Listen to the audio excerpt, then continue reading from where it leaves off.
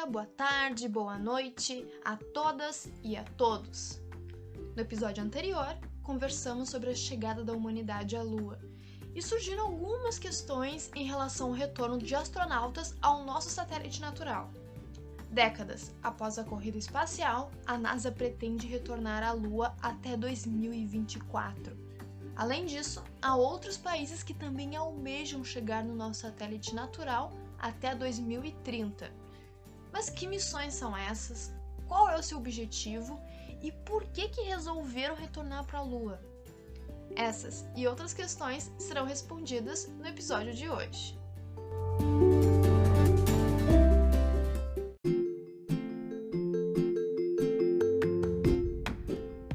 Os Estados Unidos e a China estão iniciando uma segunda corrida espacial já faz algum tempo. Na primeira, que iniciou na década de 1950, os Estados Unidos e a União Soviética empreenderam disputas ideológicas, buscando influenciar a política e a economia global. Agora, os Estados Unidos e a China estão competindo pelos mercados internacionais e pela influência na economia mundial. Diante disso, os Estados Unidos iniciaram o programa de exploração lunar Artemis. Esse nome vem da mitologia grega, na qual Artemis é irmã gêmea de Apolo. Apolo é o nome do primeiro programa de exploração lunar dos Estados Unidos, e devido a isso, o segundo programa possui o nome da sua irmã Artemis, a deusa da caça e da lua, na mitologia greco-romana. A China também possui planos de exploração lunar, e o nome do programa chinês é Tiang'a, uma referência à deusa da lua na mitologia tradicional chinesa. Ambos os programas possuem muitos planos, dentre eles pousar astronautas na Lua, construir polos para futuras expedições, estudar os componentes da Lua para possível reaproveitamento do material já coletado, além do objetivo de chegar até o planeta Marte. Agora, vamos conversar sobre cada projeto, seus objetivos mais específicos e como estão se saindo nessa tarefa. A NASA está comprometida em levar a primeira mulher e a primeira pessoa negra para a Lua até 2024, através do programa Artemis. Com esse projeto, os estadunidenses pretendem explorar o satélite natural utilizando novas tecnologias para aprender cada vez mais sobre a Lua, ampliar a exploração de maneira permanente e sustentável ao lado de parcerias comerciais e internacionais, além de inspirar novas gerações para carreiras nas ciências exatas, engenharias e áreas tecnológicas. Mas o objetivo principal é, através de novas pesquisas e descobertas, chegar ao planeta Marte. Assim, astronautas e robôs irão explorar primeiramente o Polo Sul lunar, local onde foi encontrado água e onde nenhum astronauta pisou antes. Pretendem estudar as características da água do nosso satélite natural para pesquisas a longo prazo. Dessa forma, será possível ter uma base e operar em outro corpo celeste que está a apenas 3 dias de viagem do planeta Terra. Para que seja possível retornar ao satélite natural, haverá muitas preparações, missões e parcerias. Antes de retornarem para a Lua, através da missão Artemis 3 em 2024, serão realizadas outras missões de exploração. Nesse ano de 2021, a NASA enviou para a Lua um conjunto de instrumentos científicos para investigação do solo lunar. E estão previstas mais 2 missões teste que orbitarão a Lua para a exploração do espaço profundo. Nessas missões serão testadas as espaçonaves Orion e SLS para verificar seu desempenho, suporte de vida e capacidade de comunicação. Pretendem, em novembro de 2021, iniciar a missão não tripulada Artemis 1, que durará no máximo 42 dias. Se tudo ocorrer bem, em 2023 ocorrerá o programa Artemis 2, missão teste tripulada. Em ambas as missões, as espaçonaves irão orbitar o nosso satélite e será apenas na missão Artemis 3 que os astronautas irão pisar na Lua novamente. Nessa terceira missão, 2 dos 4 astronautas tripulantes irão permanecer na espaçonave, enquanto outros 2 irão coletar amostras de água e outros componentes da superfície da Lua. A missão em solo lunar terá cerca de 6 dias e meio. E após a missão Artemis III, a NASA pretende permanecer enviando astronautas para o satélite nos próximos anos.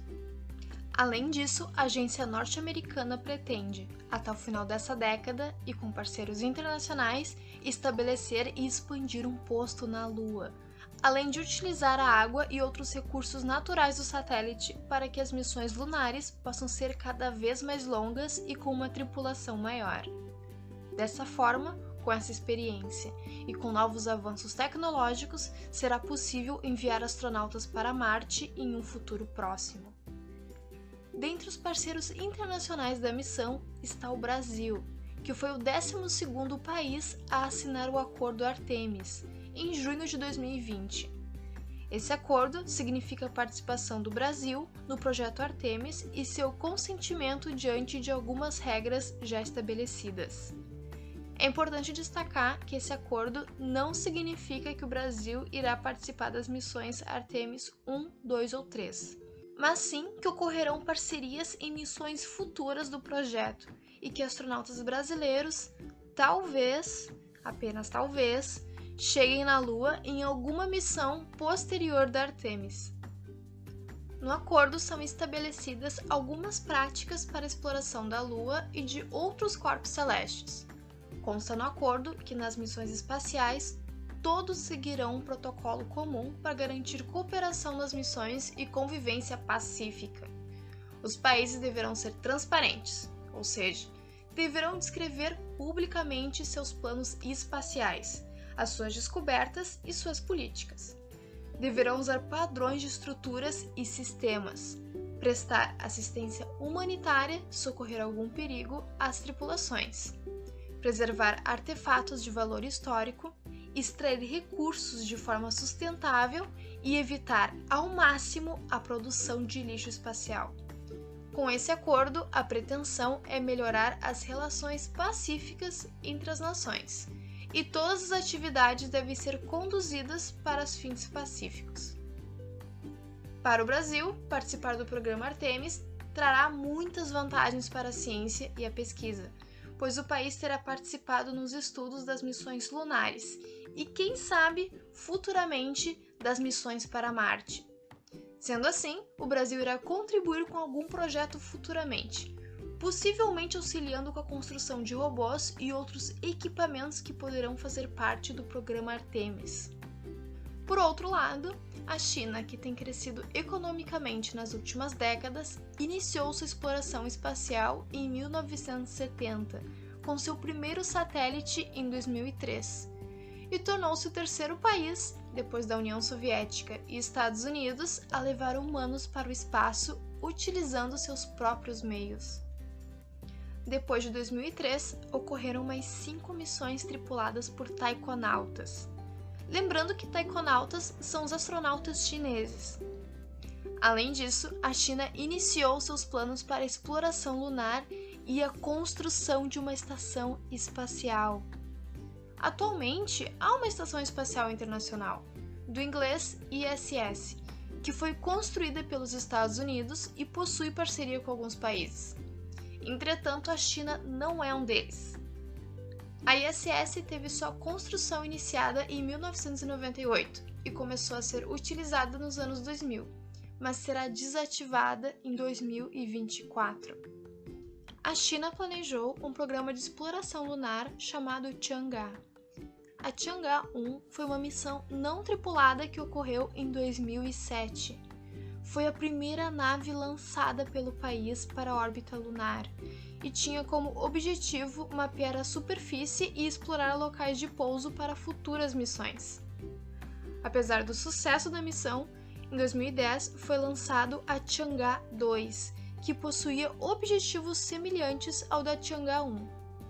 E, em 2013, a China tornou-se o terceiro país a pousar uma nave na Lua, na missão Chang'e-3. Nessa missão, foi colocado em solo lunar um rover denominado Yutu, que permaneceu enviando dados para os cientistas. Além disso, na Tiangá 3 foi implantado na Lua um observatório adequado para capturar imagens do céu a partir da superfície lunar.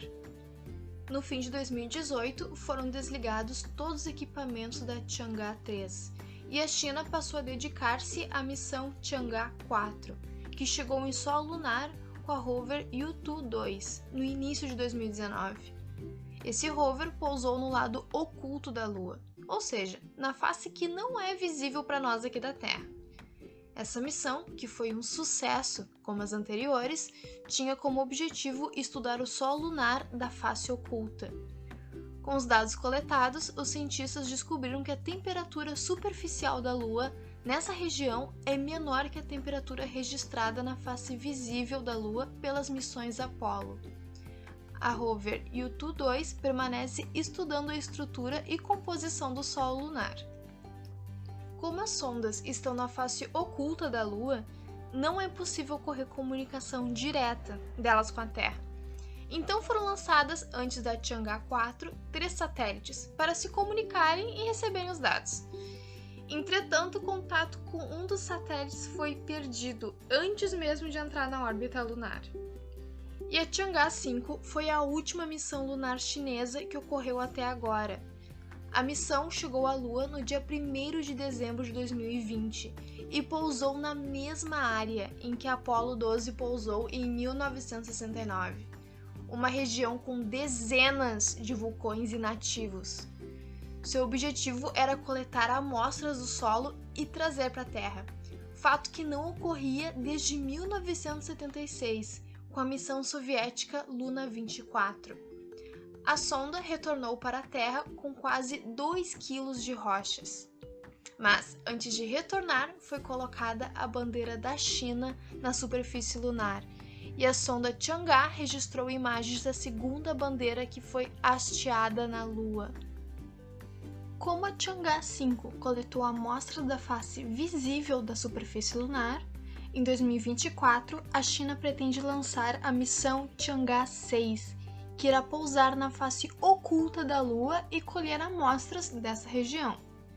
E no mesmo ano deverá ser lançada a Tiangá 7, que possui o mesmo objetivo da missão antecessora. Entretanto, irá explorar o Polo Sul lunar.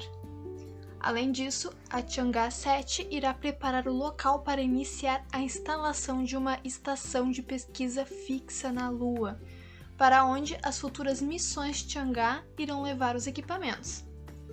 Está nos planos da China levar taikonautas para o satélite natural em meados de 2030. A China está muito envolvida nas missões com o nosso satélite, e seus objetivos não param por aí. O país continua com seu plano de consolidar sua instalação espacial internacional, que está se expandindo, e inclusive já recebeu 3 taikonautas a bordo, além do seu envolvimento com as missões para Marte. Tanto os Estados Unidos quanto a China estão enviando sondas, rovers e satélites para Marte, a fim de obter mais informações sobre o planeta vermelho. Os dois países possuem parcerias internacionais, planos a longo prazo e muitos objetivos nessa nova corrida espacial.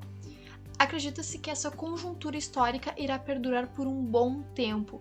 A evolução da ciência nesse campo irá se destacar nas próximas décadas. Uma coisa que não podemos negar é que a exploração espacial é um tema muito fascinante para a humanidade. E de certa forma, chegar à Lua representou um primeiro passo nessa direção. Nessa busca por dominar outros espaços estão envolvidas questões econômicas, políticas e tecnológicas, e também diversos aspectos das complexas relações humanas. É o que vemos também nas obras de ficção que abordam esse tema, que tanto inspiram a busca por novas conquistas tecnológicas quanto são inspiradas por elas. Viagens e explorações que antes ficavam apenas na imaginação vão aos poucos se aproximando da realidade, como as histórias de Júlio Verne e Herbert George Wells, que comentamos no primeiro episódio. Já em obras como o filme Interestelar, do diretor Christopher Nolan, temos a possibilidade de refletir sobre o nosso papel enquanto habitantes do planeta Terra e o impacto das nossas ações como sociedade. Lançado em 2014, o filme conta a história de astronautas que vão em busca de planetas habitáveis para a população da Terra, cujos recursos para manter a vida estão se esgotando. No decorrer da história, junto com as ações que envolvem a viagem espacial, vamos nos deparar com a capacidade humana de devastar e, ao mesmo tempo, criar novos mundos. Esse filme remete e homenageia outra obra, que talvez seja a mais clássica do gênero de ficção científica espacial. Estamos falando de 2001, Uma Odisseia no Espaço, de Stanley Kubrick, que foi lançado em 1968, um ano antes da chegada dos astronautas da Apollo 11 à Lua. Nesta obra emblemática, acompanhamos a jornada da humanidade, desde o início da civilização até um futuro de viagens espaciais, podendo observar os aspectos que persistem e o que se modifica ao longo desta trajetória humana. E já que falamos de clássicos, nesse mesmo contexto, foi lançado em 1973 o álbum The Dark Side of the Moon, ou O Lado Oculto da Lua, do grupo Pink Floyd, o qual inovou ao trazer novas tecnologias para a música, como o uso de sintetizadores e outros efeitos sonoros. E para quem gosta de viajar ao espaço com a literatura, destacamos duas obras de Andy Weir. A primeira é Perdido em Marte, que inspirou o filme de mesmo nome, e a segunda é Artemis, uma história de suspense que se passa em uma colônia humana na Lua. Também indicamos as obras da escritora norte-americana Ursula Le Guin, especialmente o livro Os Despossuídos, cuja história se passa em 2 planetas fictícios e aborda temas de fundo social e político, como liberdade, capitalismo, desigualdades, individualidade e coletividade. Outra obra muito interessante é o livro Antônia e a Caça ao Tesouro Cósmico, escrito pelo astrônomo e professor Alan Alves Brito. O livro tira a invisibilidade das escolas públicas, lançando um novo olhar à educação de ciências, principalmente no que tange à discussão de conceitos de física e astronomia na adolescência e na educação básica. Esse livro apresenta Antônia, uma garota do Brasil, que apresenta indicadores de altas habilidades. Antônia traz consigo muitas dúvidas acerca do universo. Ao longo do livro, sua família, escola, medos, sonhos e questionamentos são revelados de forma arrebatadora. Então, pessoal, esse foi o último episódio da nossa minissérie sobre a Lua do Astrocast. Agradecemos muito por terem nos acompanhado até aqui. E não percam um episódio bônus que será lançado no próximo mês, no qual teremos surpresas. Se vocês tiverem alguma dúvida, nos enviem suas perguntas através das redes sociais do Planetário. Muito obrigada por ouvirem esse podcast e até a próxima!